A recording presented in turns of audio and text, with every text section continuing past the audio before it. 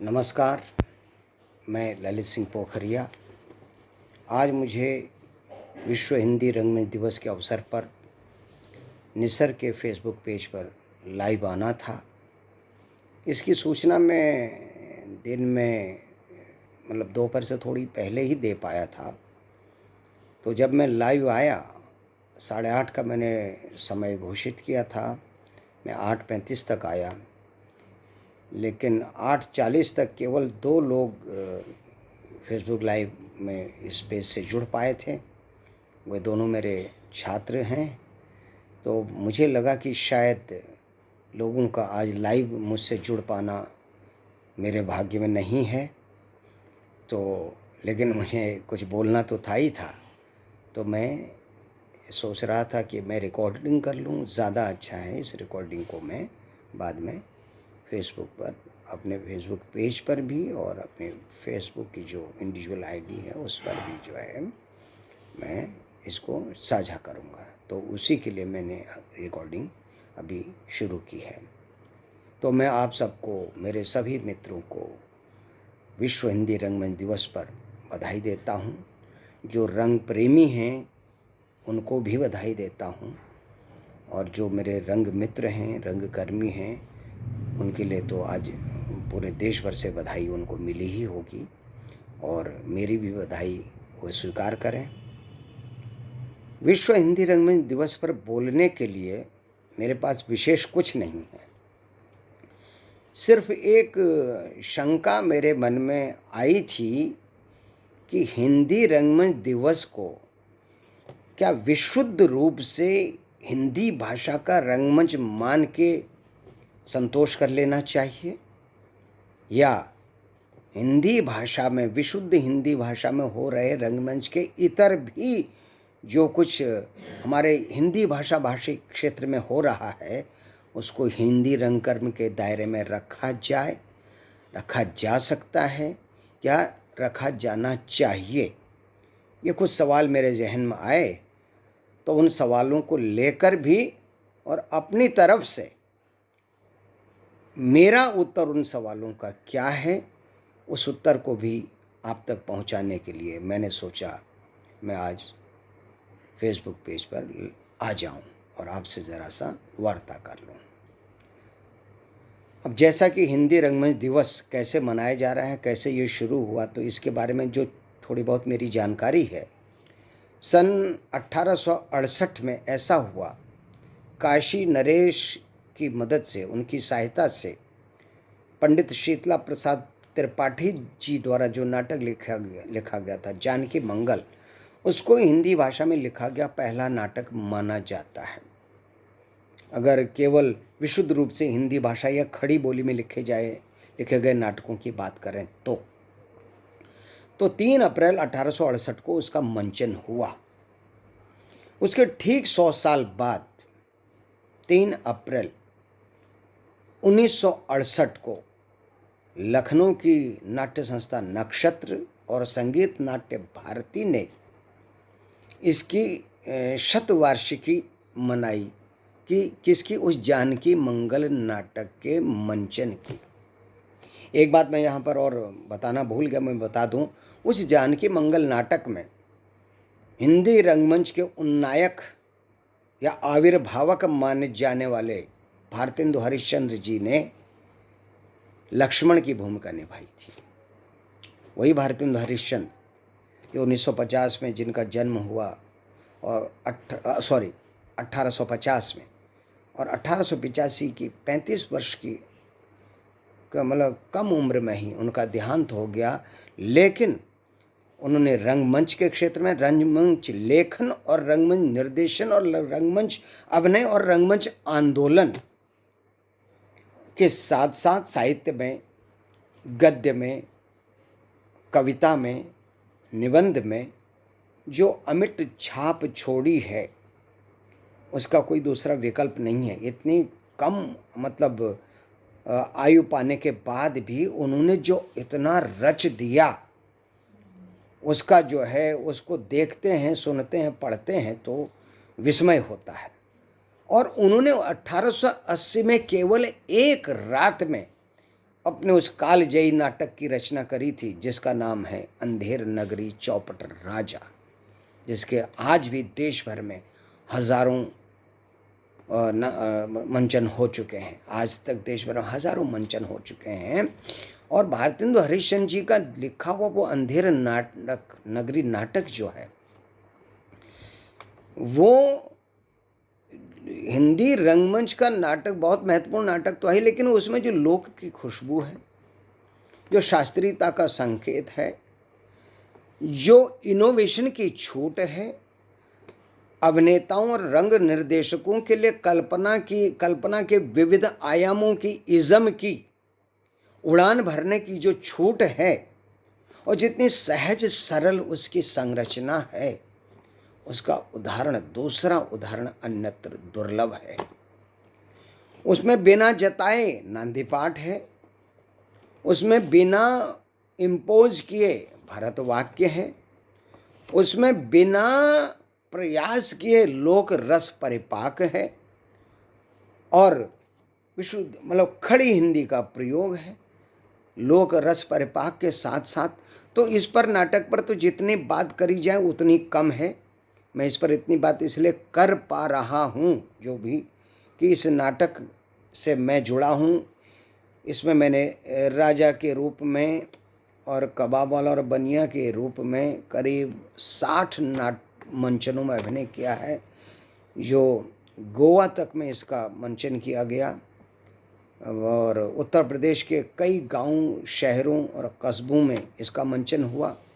इसके अलावा मैंने 3 बार अलग अलग स्कूलों में अलग अलग बच्चों के साथ इसका निर्देशन किया, अलग अलग कैटेगरी के अलग अलग आर्थिक वर्ग के, अलग अलग सामाजिक पृष्ठभूमि के बच्चों के साथ इसका मंचन किया। और एक बार तो अंग्रेज़ी हिंदी में बाइलिंगुअल किया, कई सारे इम्प्रोवाइजेशंस करके उसमें बच्चों के लिए बहुत आह्लादकारी, सहज और उनकी मनोवैज्ञानिकता के अनुकूल उसको बनाकर पेश किया। इसके अलावा एक बार और जिद मैंने ठानी 1998 में कि अंधेर नगरी नाटक में बिना एक शब्द जोड़े या बिना एक शब्द घटाए मैं इसको समसामयिक बनाऊंगा उस समय के लिए, हालांकि वो तत्व आज भी मौजूद हैं। तो एक बार ये भी जिद करी। तो इसलिए भारतेंदु हरिश्चंद्र जी को, हालांकि जानकी मंगल पहला नाटक हिंदी का माना जाता है, लेकिन भारतेंदु हरिश्चंद्र जी को उसकी आधार भूमि बनाने, उसकी बुनियाद बनाने का, एक मजबूत बुनियाद बनाने का श्रेय तो जाता ही जाता है। अब अगर इस दृष्टि से देखा जाए तो 1868 और 2021 लगभग 150 साल का है हिंदी रंगमंच, जिसको विशेष रूप से हिंदी रंगमंच कहा गया है।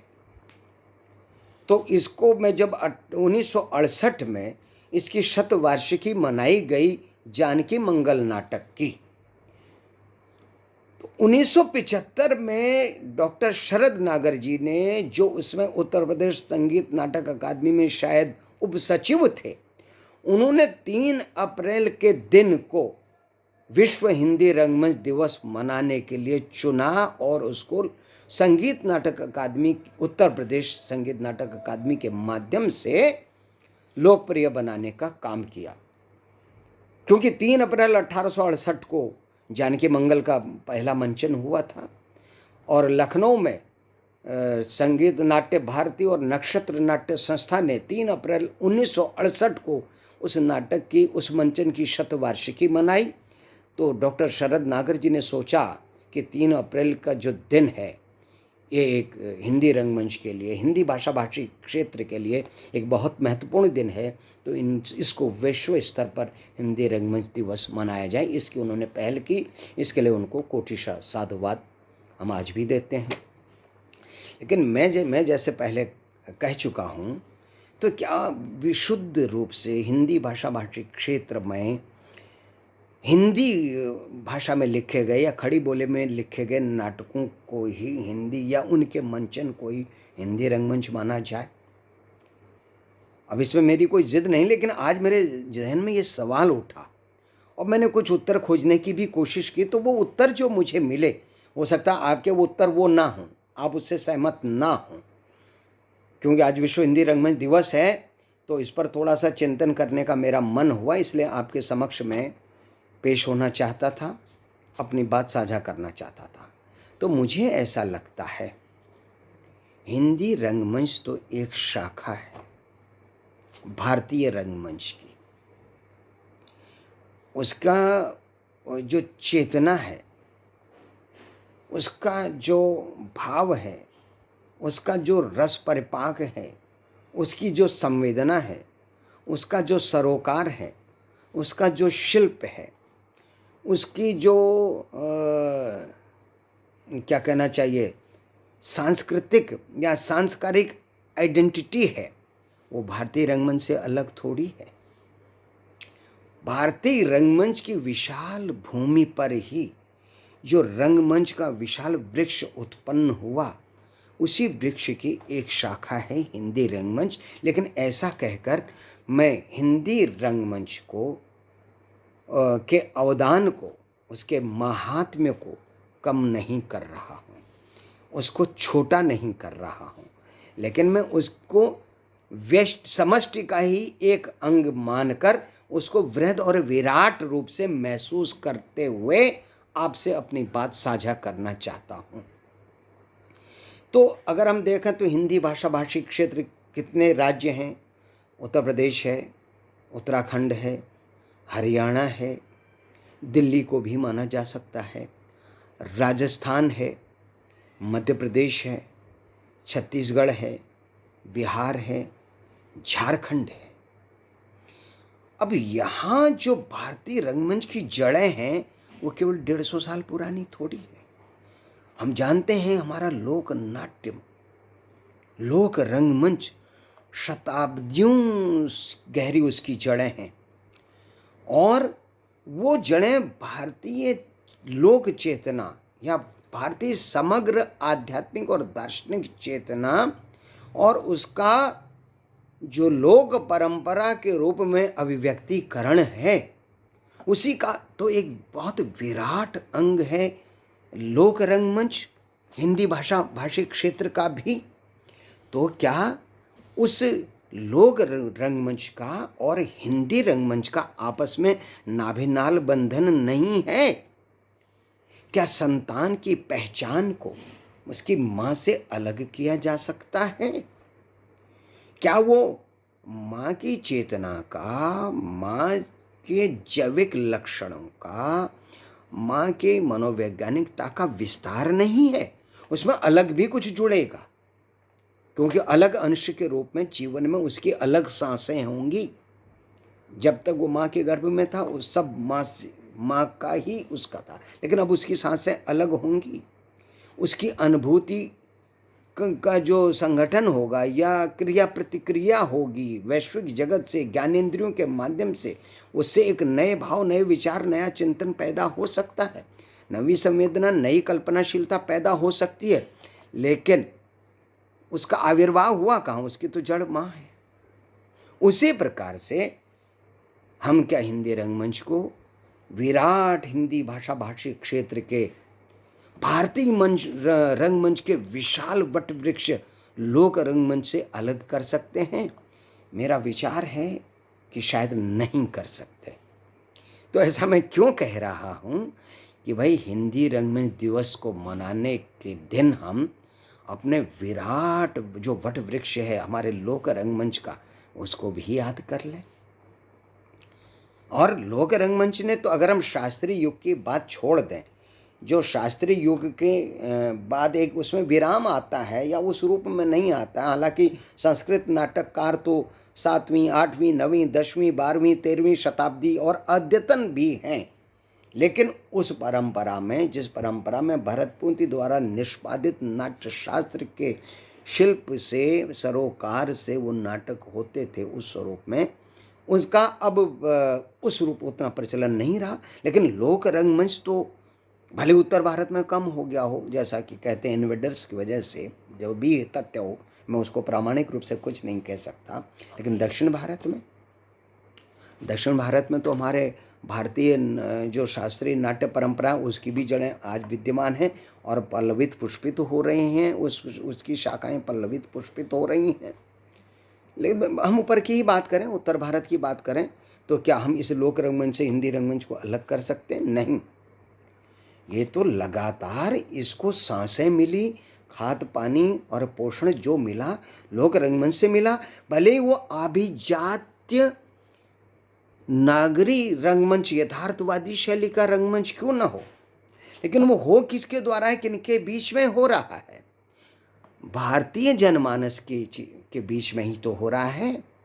भारतीय जनमानस जो अलग अलग राज्यों में, अलग अलग प्रांतों में, अलग अलग भाषा, अलग अलग सांस्कृतिक पृष्ठभूमि की जो अलग अलग शाखाएं हैं, पत्ते हैं, उन सब का जो एक मिलान है, एक मोटे तने से है, और वो तने की बहुत व्यापक जड़ें फिर भारतीय दार्शनिक, आध्यात्मिक, सांस्कृतिक जो भूमि है वहाँ से खाद पानी लिया जा रहा है, पोषक तत्व वहीं से लिए जा रहे हैं।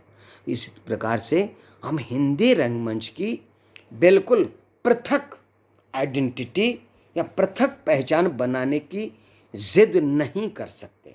हम भले ही मोहन राकेश जी के आधे अधूरे की बात करें, आषाढ़ के एक दिन बाद की बात करें, शंकर शेष जी के तमाम यथार्थवादी नाटकों की बात करें, इन रचनाकारों के जो संवेदना थी, जो संचेतना थी, जो अपने शिल्प के माध्यम से बात कहने का जो सरोकार था, क्या वो लोक रंगमंच के जनमानस की भावभूमि से अलग है? मेरा ख्याल से नहीं है। सिर्फ आपकी विभिन्न जीवन परिस्थितियों में पल रहे विभिन्न मानसिकता वाले और भौतिक पृष्ठभूमि वाले लोगों की बात कर रहे हैं, उनकी समस्या, उनके झंझावात सामने ला रहे हैं, लेकिन वो हैं कहाँ के, वो पैदा कहाँ हुए, उनको जेनेटिक जो उनके एलिमेंट्स हैं वो कहाँ से मिले? जन्म के बाद की जीवन परिस्थितियाँ और जीवन परिस्थितियों के क्रिया प्रतिक्रिया के माध्यम से पैदा होने वाले विचार और आवेग, संवेग और विभिन्न जो है प्रवृत्तियाँ, ये अलग होंगी, लेकिन जनमानस का जो मेन न्यूक्लियस है, जिसे नाभिक कहते हैं, वो तो वही है। तो इस प्रकार से मुझे ऐसा लगता है कि हिंदी रंगमंच जब हम मना रहे हैं तो हम व्यापक रूप से पूरे लोक रंगमंच को भी वो शिद्दत के साथ याद करें। नहीं तो लोक रंगमंच का दिवस कब मनाओगे, कब मनाओगे? पृथ्वी दिवस हम कब मनाएंगे? जल दिवस कब मनाएंगे? जिस दिन वैज्ञानिकों ने या पर्यावरणविदों ने तय किया उस दिन। जल कब से है? जल सृष्टि में जीवनदायी एक अनिवार्य तत्व के रूप में कब से विद्यमान है? तो जल दिवस, जल अनादि है, वायु अनादि है, अग्नि अनादि है, आकाश अनादि है, और लोक रंगमंच की संचेतना, संवेदना और रस परिपाग भी अनादि है। वहाँ से शुरू होता है जहाँ से मनुष्य शुरू होता है और जहाँ से प्रकृति के संसर्ग में मानव जीवन शुरू होता है। मानव जीवन भौतिक रूप से खाना पानी, खाना पीना नहीं, संवेदना का, प्रकृति के बाह्य जगत की से हमारी संवेदना का जो साक्षात्कार है, उसके बाद जीवन परिस्थितियों से हमारी संवेदना का साक्षात्कार है। पहले तो सृष्टि से है ना, तो संवेदना का काम तो वहीं से शुरू हो जाता है।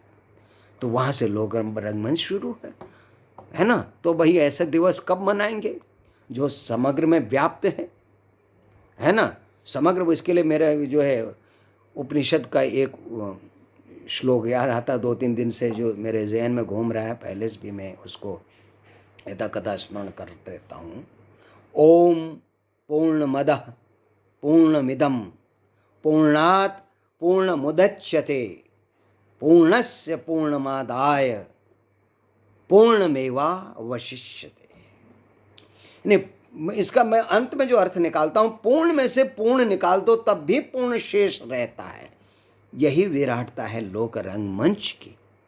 हिंदी रंगमंच उसी भावभूमि से निकला हुआ एक बड़ा सुंदर पुष्प है। तो पुष्प को याद करते हुए हमें वृक्ष को भी याद करना चाहिए। अब इसके लिए मैं बात आपसे करता हूँ। इसके लिए जो मैंने अपने जीवन में जाना समझा, मैंने बहुत कम जाना समझा है। लेकिन जो जाना समझा है उसने मेरे संवेदना के साथ प्रतिक्रिया की है। मेरे दिमाग में वो स्टोर हुआ हो ना हुआ बात अलग है, लेकिन उसने मेरी संवेदना के साथ प्रतिक्रिया की है, तो उसका मैंने साक्षात्कार किया है, एहसास किया है। उस एहसास के दम पर मैं आपसे बात करता हूँ कि हिंदी रंगमंच के रूप में समृद्ध करने वाले अनेकानेक वैश्विक स्तर पर स्थापित भारतीय रंगकर्मियों का अवदान कौन भूल सकता है। जो यथार्थ मेरे गुरुदेव की तरह, राज विसारिया सर की तरह यथार्थवादी शैली में नाटक कर रहे हों, पाश्चात्य नाटकों का अनुवाद या रूपांतरण कर रहे हों, या विशुद्ध रूप से भारतीय अलग अलग क्षेत्रों के नाटक कर रहे हों, जैसे उन्होंने बादल सरकार जी के नाटकों को भी किया, आद्य रंगाचार्य जी के नाटकों को भी किया, है ना, या फिर लोक शैली में शास्त्रीयता की गहराई में जाकर लोक शैली में काम करने वाले अनेकानेक विभूतियों ने काम किया हो। उन्होंने किया तो एक प्रकार से हिंदी रंगमंच को ही समृद्ध है।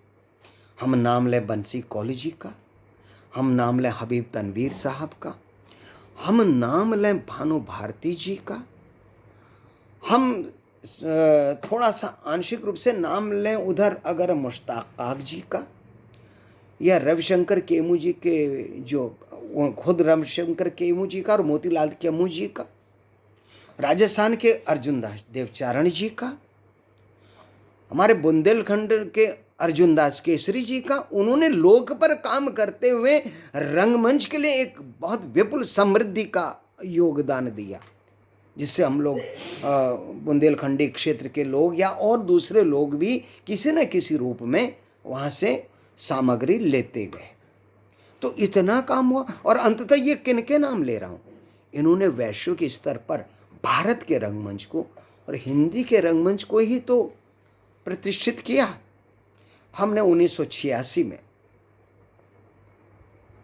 दिल्ली में एक बहुत बड़ा काम देखा था इन्हीं सारे लोगों का। फोर्ड फाउंडेशन के तहत एक बहुत बड़े वित्तीय योगदान के जरिए एक्सपेरिमेंटेशन विद ट्रेडिशन का एक बहुत बड़ा प्रोजेक्ट था, और उस प्रोजेक्ट के तहत हबीब तनवीर साहब ने काम किया था, दक्षिण भारत में CS कंबार साहब ने काम किया था,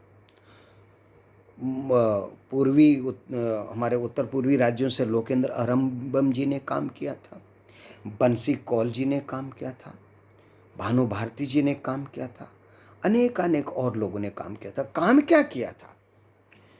अपने क्षेत्र की मिट्टी से अभिव्यक्ति परकता, नाट्यमयता, नाट्य अभिव्यक्ति परकता और नाट्य अभिव्यक्ति परकता वाली परंपराओं का उन्होंने अध्ययन और अनुशीलन करके अवगाहन किया था नाट्य को सुसमृद्ध करने के लिए। भानु जी ने भील और कोल जनजातियों के साथ काम करके हिंदी रंगमंच को ही अप्रत्यक्ष रूप से समृद्ध किया। बंसी कौल जी ने मालवा क्षेत्र के जो नट हैं, उन नटों के जीवन संघर्ष के लिए जो उनके मतलब विद्या है, कौशल है, अभिनटन का जो कौशल है, आजीविका का आधार, उस पर काम किया।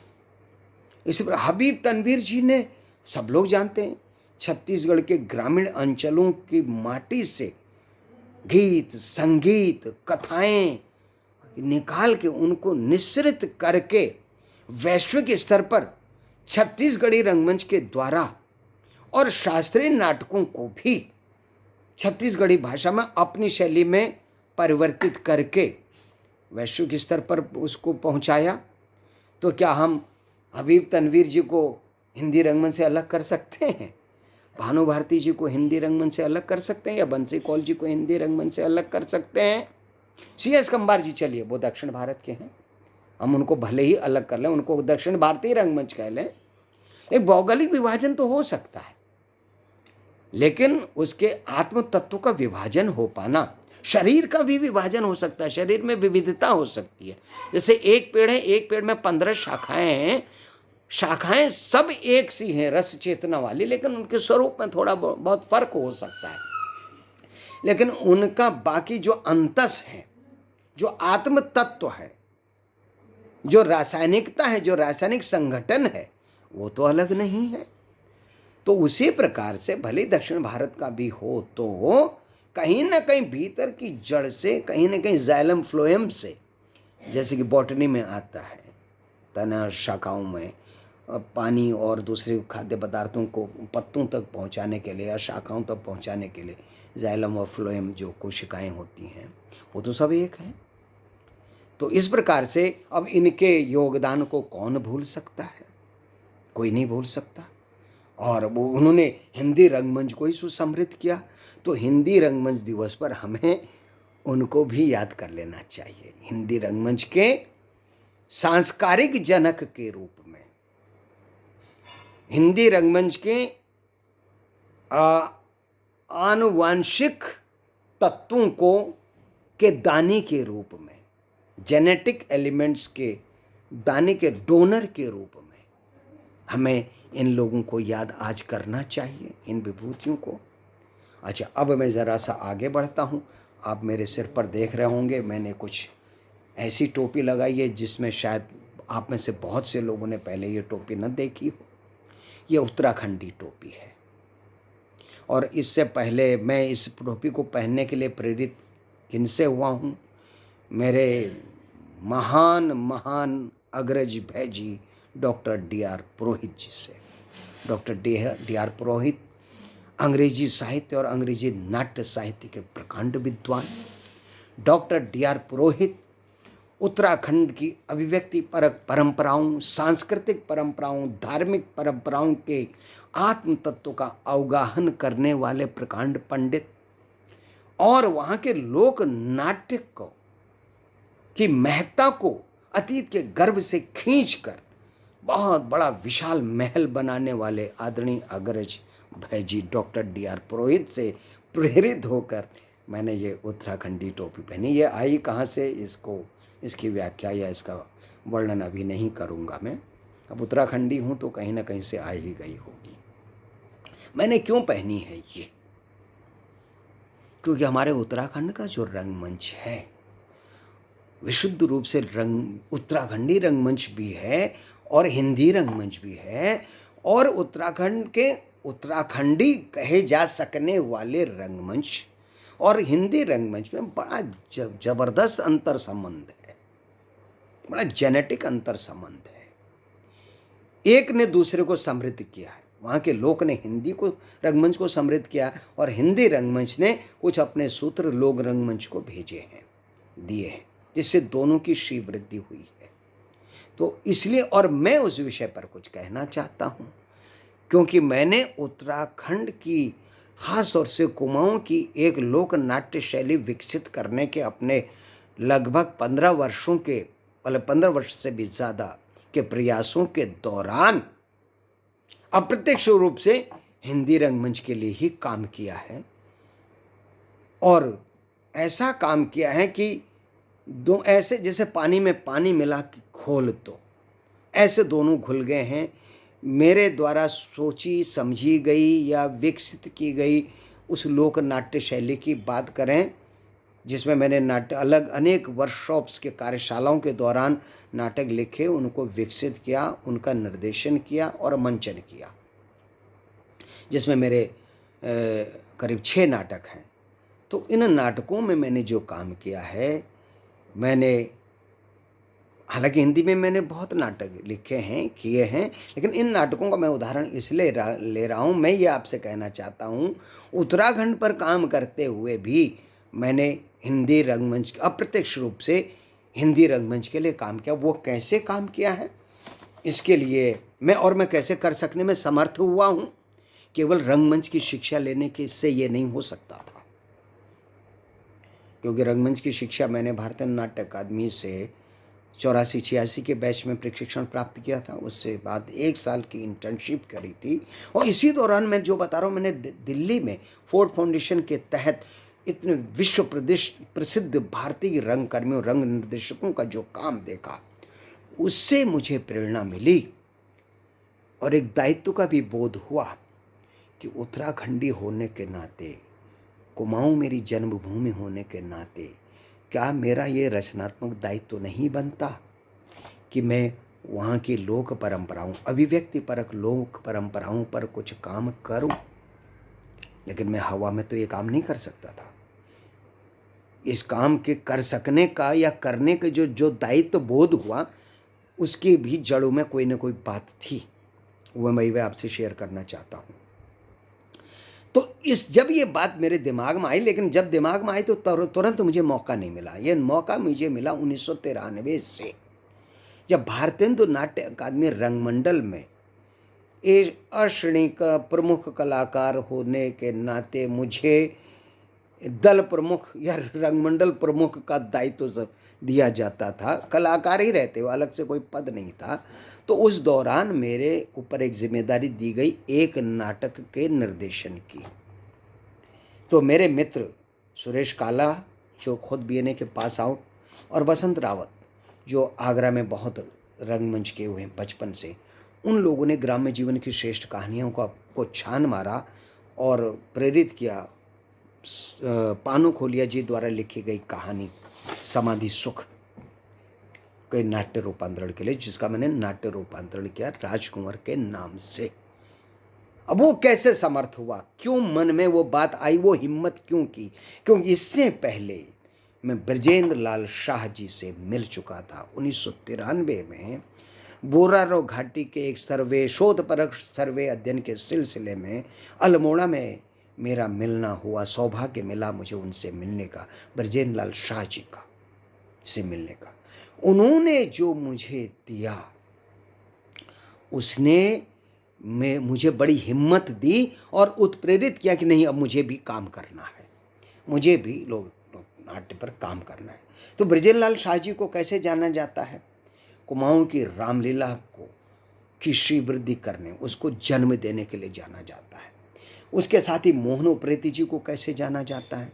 मोहन उप्रेती को कुमाऊं के संगीत के अभिव्यक्ति परक नाटकीय तत्वों को निश्रित करके नाटकों की संरचना करने में मोहन उप्रेती जी का। उसके बाद बीएम शाह जी का। हालांकि बीएम शाह जी इन लोगों के स्तर पर लोक से नहीं जुड़े थे, जहाँ तक मेरी जानकारी है, या मैं इन लोगों को ज़्यादा जानता हूँ, उनके बारे में इस मामले में कम जानता हूँ। हालांकि शाह जी के निर्देशन में मैंने मोलेर के कंजूस नाटक में अभिनय किया था, एक बार हवलदार का, एक बार खुद मिर्ज़ा सखावत बेग का। तो उन ब्रजेंद्र लाल शाह जी और मोहन उप्रेती जी ने जो मुझे उनसे जो मुझे कुमाऊनी रामलीला और होली के बारे में जानकारियाँ मिली, तो आप सबको ये जानकर आश्चर्य होगा, कुमाऊनी में जो रामलीला होती है उसके सारे जो गीत हैं, वो संगीत धर्मी है, वो हिंदी भाषा में है। कहीं कहीं तो उर्दू शब्द भी हैं। और होली के जितने भी गीत हैं उनमें से मैं, जहाँ तक मेरी जानकारी, 70-80% हिंदी में है। लेकिन ये जो गीत हैं, इनका जो संगीत है, इसकी जो धुनें हैं, इनकी जो लयात्मकता है, इसका जो रस परिपाक है, वो बिल्कुल कुमाऊनी है। तो मैंने सोचा, क्या मैं जो बिल्कुल कुमाऊनी पृष्ठभूमि में वहाँ की विषय वस्तु को लेकर, लेकिन ऐसी विषय वस्तु जिसका सार्वभौमिक सार्वकालिक महत्व हो, मानवीय संवेदना की दृष्टि से, मानवीय मूल्यों की दृष्टि से, मेरी हमेशा ये जिद रही है। भले लोगों को वो देर में पकड़ में आए कभी कि ये सार्वकालिक है कि समसामयिक है, मैं समसामयिक के पीछे नहीं पड़ता, मैं सार्वकालिकता के पीछे पड़ता हूँ। जो सार्वकालिक होगा वो समसामयिक तो होगा ही होगा, है ना। अब उसको समसामयिक रूप में भी उसको असरकारक बनाने के लिए क्या जतन करना पड़ता है, क्या नाटकीय युक्तियों का सहारा लेना पड़ेगा, ये अलग बात है।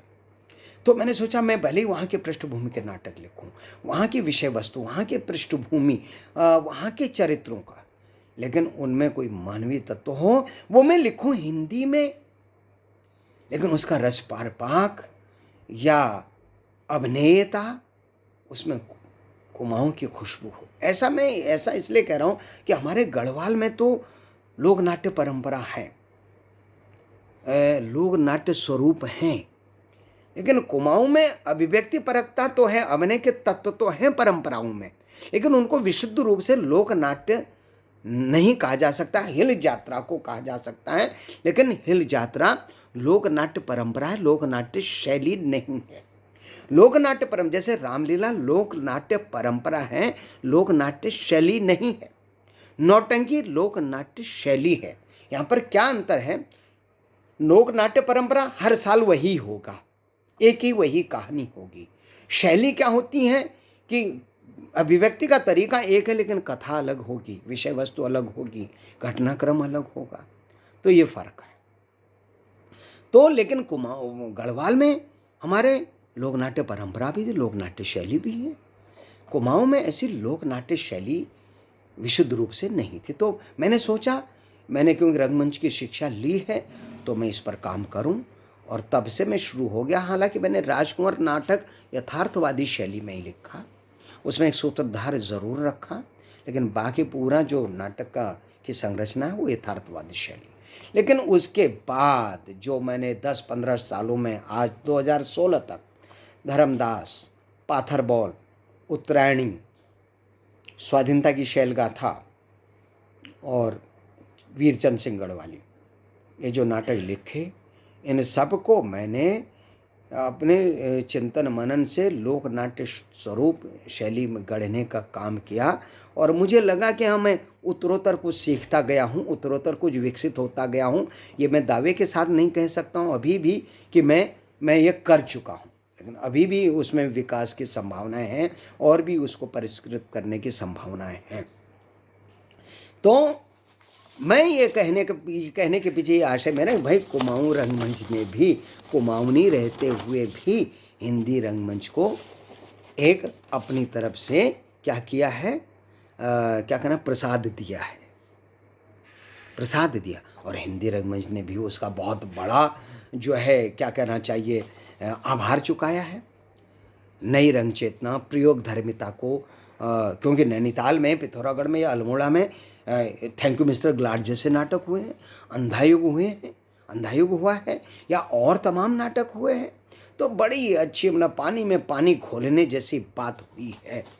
अब मैं आपको बताऊं, थोड़े से उदाहरण पेश करना चाहता हूं कि कैसे कुमाऊनी परंपरा में, हिंदी में होते हुए भी रस परिपाक कुमाऊनी है वहाँ की परंपराओं में, और जो उनके आधार पर जो मैंने नाटक लिखे, विकसित किए, उनमें मैंने कैसे उसका समावेश किया है। जैसा कि अभी मैंने रामलीला के बारे में बात करी, रामलीला में जो खेली जाती है गढ़वाल और कुमाऊं में लगभग एक सी होती है। थोड़ा सा दोनों में शायद विलंबित और द्रुत का या मध्य का लय ताल का फ़र्क कुछ ऐसा है। बाकी मैं अपने गढ़वाल में भी 1-2 लोगों से, जो मैं रामलीला से जुड़े कलाकारों से मिला हूँ, तो उन्होंने ये बताया। तो अब मैं देखिए हारमोनियम ऐसा लेके बैठा हूँ जो ठीक नहीं है, ये खटपट खटपट हो रही है, और रीड भी कहीं की कहीं कोई अपने आप बज जा रही है, और मैं इसमें इतना दोष आरोपित कर रहा हूँ क्योंकि अनाड़ी को अच्छे साज की ज़रूरत होती है। तो मैं इस मामले में अनाड़ी में सिर्फ आपको एक उदाहरण पेश करने के लिए मैं आज हारमोनियम का सहारा ले रहा हूँ। थोड़ा सा मैं इसको कुछ ठीक कर लूँ अपने अनाड़ी हाथों से, ये रीड को दबा हुआ लूँ ज़रा सा मैं, लेकिन ये ज़िद में है, ये नहीं मानने जा रहा है, कुछ ऐसी गलतियाँ हो गई है। चलिए खैर कोई बात नहीं। तो रामलीला की एक धुन है,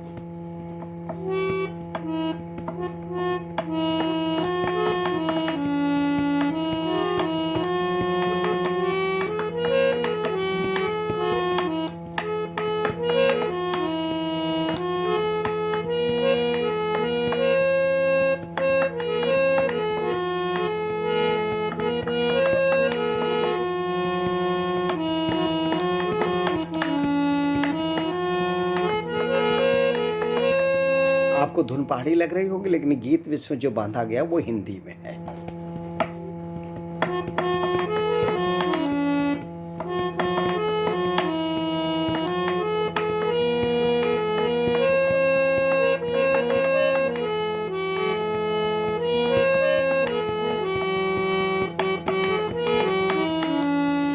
संदेशा ए पवन सुत तू सिया प्यारी से कह देना, संदेशा ए पवन सुत तू सिया प्यारी से कह देना। आपने देखा होगा हिंदी में गीत है, धुन कुमाऊनी है। इससे एकात्मता का व्यष्टि से व्यष्टि जुड़ता है, तब समष्टि बनती है। तो कोई किसी से एक ऐसे बारीक विभाजन किया ही नहीं जा सकता, है ना। एक दूसरे से जुड़ा है, एक दूसरे को समृद्ध कर रहा है। तो मेरा कहने का ये मतलब है कि हिंदी रंगमंच के दिन में, दिवस के में हम इन लोक जो धर्मिता है, लोक नाट्य हैं जो, उनको भी याद करें। ठीक है, तो इसका मैंने, इस धुन का मैंने राजकुंवर नाटक में इसमें समावेश किया। इसी प्रकार से होली का है।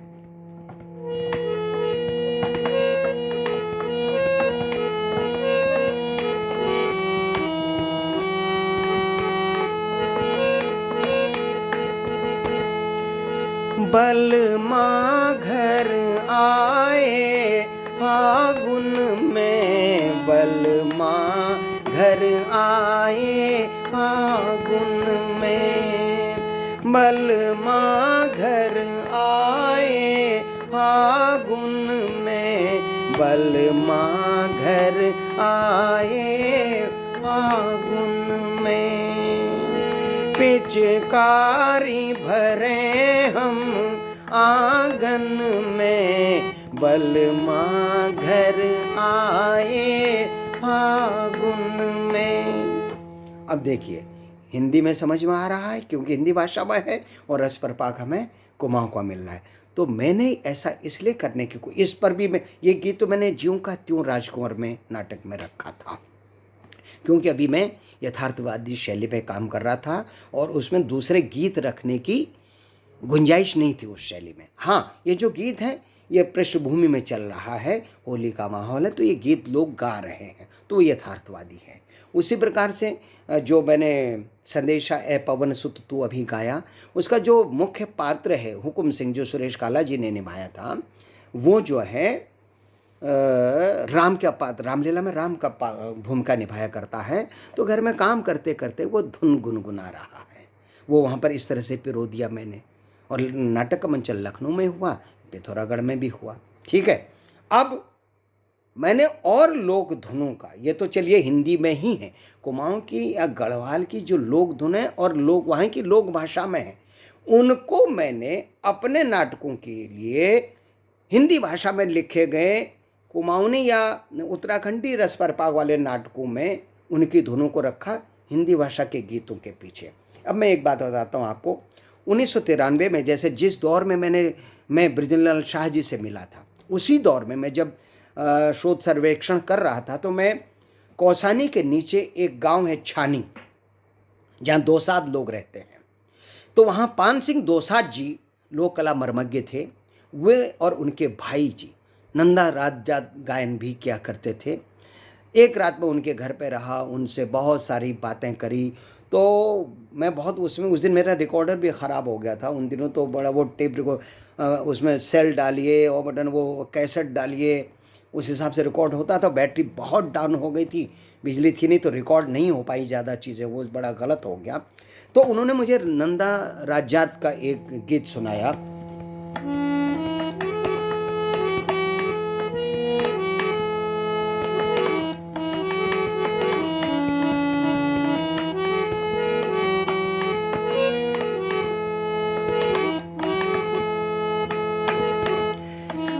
बड़ू रे नारद हो झूमा के बोला, बड़ू रे नारद हो झूमा के बोला, पूरब का दिशा रे झूमा के बोला, गया रे नारद हो झूमा के बोला। तो ये नंदा देवी राजात का या नंदा देवी गायन का, जागर गायन का राजात तो बहुत बड़ी पैदल तीर्थ यात्रा है, विश्व की सबसे बड़ी माँ नंदा देवी के धाम की। खैर, तो नंदा देवी जागर की ये एक धुन है। इसको मैंने अल्मोड़ा में 1995 में संस्कृति विभाग उत्तर प्रदेश के द्वारा आयोजित नाट्य कार्यशाला में निर्देशक के रूप में मुझे भेजा गया था। तो वहाँ मैंने नाटक की रचना करी थी, पाथर बॉल। तो उस पाथर बॉल में मैंने एक गीत लिखा, दो गीतों का मैं अभी उदाहरण दूंगा। उसमें एक गीत है, लोक मार्ग बनाना है, पत्थरों को तोड़कर मार्ग बनाना है, उसके लिए जन आह्वान हो रहा है। गीत के साथ हमने तमाम सारे फिल्मों में या नाटकों में देखा होगा, जो जन समूह का कई दृश्य ऐसे होते हैं जो पृष्ठभूमि में गीत चलता है और वो काम होता रहता है। तो लोग सड़क निर्माण कर रहे हैं, किससे? श्रमदान से। तो वो गीत मैंने लिखा यही धुन के साथ, चलो रे जवानों बनाओ मार्ग, पाथर उठाओ बनाओ मार्ग, धर्म का मार्ग, कर्म का मार्ग, चलो रे जवानों बनाओ मार्ग। ठीक है। अब इसी तरीके से आप लोगों ने सुना होगा, पहाड़ में एक समूह गायन नृत्य होता है, झोड़ा जिसका नाम है। तो झोड़े के कई संयुक्त समूह में गाया जाता है। इसका जो है मूल कुमाऊनी भाषा का पद अभी मुझे कुछ याद नहीं आ रहा है, उसकी मैं आपको धुन बता रहा हूँ। पाथर बॉल में मैंने सूत्रधार को एक गीत दिया था, उसकी धुन वही रखी थी, गीत हिंदी में।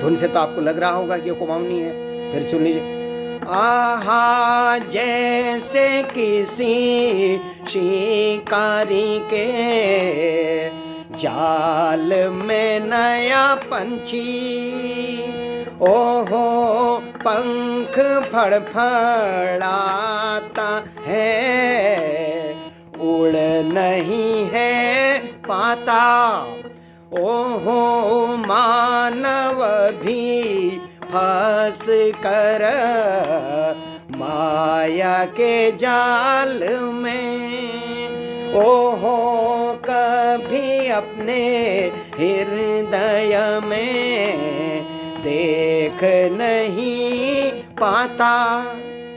अब बताइए, क्या इस धुन से किसी हिंदी नाटक देखने वाले को, हिंदी भाषी क्षेत्र के रंगकर्मी को या रंग दर्शक को परहेज हो सकता है? क्या यह उसको अच्छा नहीं लग सकता है? मैंने गाया है इसलिए नहीं कह रहा हूँ, मैं इस धुन की बात कर रहा हूँ। जो कंपोजिशन है, इसको गाने वाले एक से ऐसे लोग हैं जो आपको चमत्कृत कर देंगे। इसी प्रकार से और भी मैंने तमाम सारे गीतों की रचना करी है। तो कहने का मतलब ये है कि कुमाऊनी रंगमंच करते हुए जैसे मैं, इसी तरीके से बहुत बड़े भाषी क्षेत्र के लोग रंगमंच से जुड़े हुए लोगों ने हिंदी रंगमंच की उसको मतलब जो है हाथों में बैठा अपने कंधे पे चढ़ाया है। जैसे बच्चे को कंधे पे चढ़ाया जाता है, घुमाया जाता है, बच्चे की ऊंचाई बढ़ जाती है। बच्चा जब कंधे पर चढ़ता है तो सिर से ऊंचा हो जाता है। ऐसा ही कुछ इसमें बच्चे का ही योगदान है उसके ऊंचा हो जाने में, लेकिन कंधा आधार है। उसी प्रकार से लोक रंगमंच और हिंदी रंगमंच का अंतर संबंध है। भिखारी ठाकुर जी का स्मरण करिए, नित्य वंदन करिए।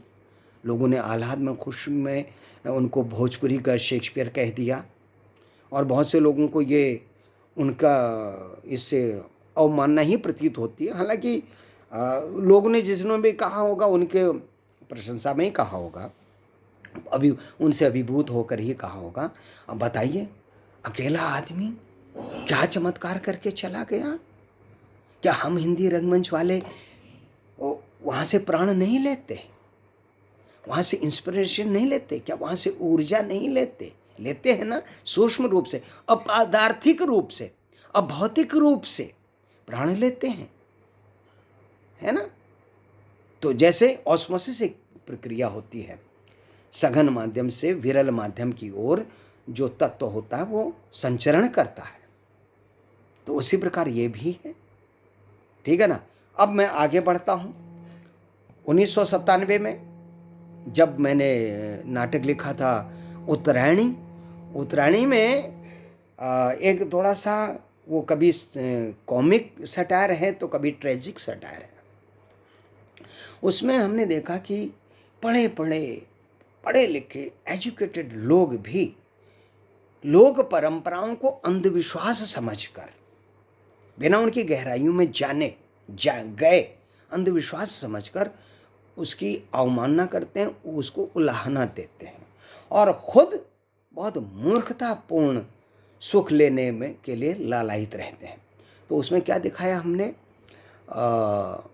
उत्तरायणी बहुत बड़ा त्यौहार है, उसकी शाम को बहुत बड़ा त्यौहार होता है। वो त्यौहार मनाना छोड़कर उसका बड़ा पर्यावरणीय और खगोलीय महत्व है। वो सूर्य से जुड़ता है सीधे सीधे। सूर्य जो पूरी सृष्टि का प्राण तत्व है, सृष्टि का जो कारक है, सृष्टि में जीवन का जो कारक है, उस सूर्य से जुड़ता है। उस सूर्य से मानवीय संवेदना को जोड़ने का त्यौहार है मकर संक्रांति यानी उत्तरायणी। उस मर्म को भूलकर लोग उसको छोड़कर कहाँ जा रहे हैं। एक ठेकेदार है, उसने अपने घर पर डिश एंटेना लगाया, डिश टीवी लग गया उसके यहाँ। तो सारे लोग उस डिश टीवी को, जैसे बच्चों का पागलपन होता है ना मेले में, जैसे बच्चा कौतूहल में उसको ज्ञान मार बोराया रहता है कभी कभी, तो उसी बोरिया हट में वो लोग वहाँ गए। तो मैंने उसमें क्या एक गीत लिखा व्यंग में, जिसमें हमारे गढ़वाल की जो थड़िया चौफला की एक धुन है उस धुन का समावेश किया, और उसमें थोड़ा सा अपभ्रंश में हिंदी है, लेकिन वो हिंदी है, कुमाऊनी टच में हिंदी है, लोग उसको बड़े आराम से समझते हैं। तो उस डिश एंटेना लगने और उसको जनमानस में उस डिश एंटेना में आज दिखाई जाने वाली, डिश टीवी में दिखाई जाने वाली फिल्म को देखने के लिए ठेकेदार के घर पर हुजूम चला जा रहा है। आप सबको भी याद होगा जब 1975-76 में टेलीविज़न आया था तो मोहल्ले में किसी एक घर में होता था और बाकी मोहल्ले वाले सब उस घर के बड़े से आंगन में इकट्ठा हो जाते थे, बड़ा पर्व जैसा होता था वो। तो वैसा ही उस दिन कुछ हुआ। तो क्या गाते हैं,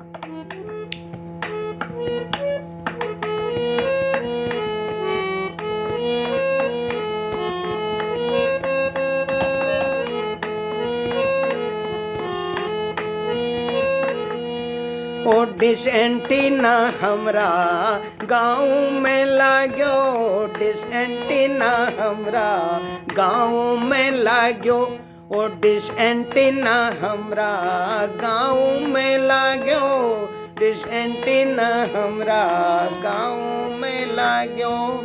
अनाड़ी के हाथ साज पड़ा है और साज खराब है, तो आपको दिक्कत महसूस हो रही होगी, लेकिन सिर्फ मेरे प्रयोग धर्मिता पर आप ध्यान दीजिएगा दया करके। ओ नंगे पहाड़ों ने पहना झुमका, डिश एंटीना हमरा गाँव में लाग्यो। अब आप देखिए पहाड़ नंगे हैं, पहाड़ वनस्पति विहीन हो रहे हैं, और ठेकेदार का घर भी किसी इसी पहाड़ी पर है कहीं, और वहाँ डिश एंटीना बड़े बड़े उसमें अगर रोड में लगा दिया जाए तो ऐसा लगेगा जैसे किसी नंगे पहाड़ ने झुमका पहन लिया है। और इसकी आयरनी समझ रहे होंगे, इसका व्यंग समझ रहे होंगे आप। नंगे पहाड़ों ने पहना झुमका, डिश एंटीना हमरा गाँव में लाग्यो, ओ रात अंधेरी जुगनू चमका, डिश एंटीना हमरा गाँव में लाग्यो। जहाँ तमाम सारी भौगोलिक दुरूहताओं के कारण, जीवन की विषम परिस्थितियों के कारण जीवन एक लंबी अंधेरी रात सा प्रतीत होता हो, तो एक डिश एंटीना विकास के नाम से या आधुनिकता के नाम से छोटा सा डिश एंटीना लगना ऐसे ही लगेगा जैसे अंधेरी रात में कोई जुगनू चमक गया, वो चमकता है वो बुझ जाता है, चमकता बुझ जाता है। तो उसने ये इस प्रकार से प्रतीकों का इस्तेमाल करके, अब ये हिंदी भाषा में समझ में आ रहा है, और ये की बात केवल पहाड़ पर ही तो लागू नहीं हो रही है। भौतिकता के प्रति और विवेकहीन विकास के प्रति हमारी अंधी दौड़ पर व्यंग ये है, और ये विश्व में कहीं भी हो रहा है। ठीक है ना। तो अब मैं और नाटकों का, क्योंकि समय ज़्यादा हो रहा है, अब मैंने हिंदी में जो नाटक लिखे उन नाटकों में भी मैं कुमाऊं की धुनों को डालने का मोह नहीं संवरण कर पाया, या ये कहिए वो मेरी आदत बन गई, या ये कहिए वो मेरी संगीत के क्षेत्र में मेरी अज्ञानता की वजह से मेरी मजबूरी बन गई। ये कुछ भी आप कह सकते हैं, लेकिन मैं एक आध उदाहरण तो आपके सामने रखूँगा ही रखूँगा। मैंने 2001 में जयशंकर प्रसाद जी की कामायनी, जो बहुत बड़ा ग्रंथ है, उसको संपादित करके करीब 1.5 घंटे के नाटक में बदल के, लखनऊ में एक प्रतिष्ठित महिला कॉलेज है, आईटी कॉलेज, वहाँ के डिग्री सेक्शन में पढ़ने वाली 45 लड़कियों के साथ वो नाटक मैंने किया, और जो बच्चों ने बहुत अच्छा किया, गजब का किया, उसमें मेल पावर लग रहा है कि प्रोफेशनल उन लोगों ने काम किया, और तब डेडिकेशन भी था। अब तो ये कॉलेज के बच्चों, हालांकि अब भी हैं टैलेंट, लेकिन टैलेंट और डेडिकेशन दोनों जब मिल जाते हैं तो बात सोने में सुहागा हो जाता है। तो वही उस प्ले में भी हुआ। तो मैंने जयशंकर प्रसाद जी का एक किसी सर्ग मुझे याद नहीं आ रहा है, वो मैंने धुन बनाई, उसमें आपको कुमाऊनी पुट मिलेगा, लेकिन जयशंकर प्रसाद जी की कामायनी। अब ये कहा जा सकता है कि मनु महाराज तो पहाड़ पर ही बच पाए थे, पहाड़ के चोटी तक झील पानी चला गया था, तो वहाँ वो है ना, हिमगिरी के उत्तुंग शिखर से बैठ शिला की शीतल छाँव, एक पुरुष भीगे नयनों से देख रहा था प्रलय प्रवाह। तो पहाड़ी धुन मैंने इस वजह से भी उसमें डाली, लेकिन सब जगह नहीं डाली। मधुमय बसंत जीवन बन के, बन अंतरिक्ष की लहरों में, मधुमय बसंत जीवन बन के, बन अंतरिक्ष की लहरों में, कब आए थे तुम चुपके से रजनी के पिछले पहरों में, रजनी के पिछले पहरों में। क्या तुम्हें देख कर आते यूं मतवाली कोयल बोली थी, हाँ मतवाली कोयल बोली थी। उस नीरवता में अलसाई कलियों ने आंखें खोली थी, हाँ कलियों ने आंखें खोली थी। क्या कलियों ने आंखें खोली थी। मधुमय बसंत जीवन बन के। इसमें कुमाऊनी पुट है। बेमेल नहीं था इसलिए चल गया, हर जगह नहीं चल सकता। तो कहने का मतलब, अब मैं काफ़ी समय हो गया है, बहुत मुझे लग रहा है कि आज मैं अपनी ही बात कह के गया, लेकिन मैं अपनी बात जानता हूँ इसलिए मैं अपनी बात कह गया, और जितने दूसरों के जानता हूँ और जिनसे मुझे भी प्राण मिले हैं, इंस्पिरेशन मिले हैं, ऊर्जा मिली है, वरदान मिला है, उनका मैंने नाम लिया।